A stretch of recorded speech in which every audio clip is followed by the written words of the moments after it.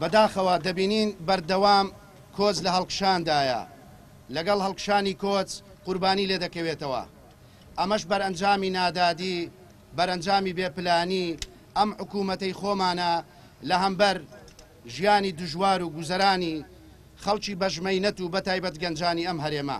بەگشتی لە هەرێمی کوردستان لە 12 مانگی ڕابردوودا 2023 بۆ 24 21,000 کەس کۆچی کردووە لە هەرێمی کوردستان. لەم 21,000 کەسە 3400 کەس خەڵکی دەڤەری ڕاپەڕین بووە.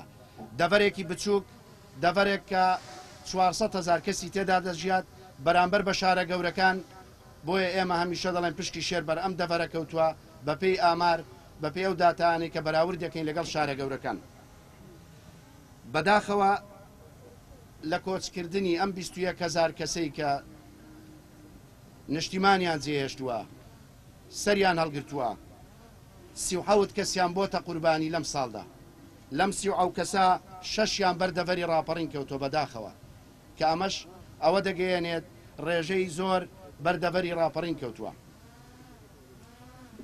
و هەر لە سۆنگەی خەمخۆریمان ئێمە هەوڵمان داوە لە ڕێگەی پەیوەندیەکانی حکوومەتی هەرێم، لە ڕێگەی ڕێکخراوە نێودەوڵەتیەکان چەند کەسێک کە لە زیندانەکاندا بوونە، هی وڵاتی تورکیا، بولغاریا، بیلاڕووس توانیومانە بە کەسوکاریان شاد بکەینەوە، بەڵام هەتا ئێستا شەرماون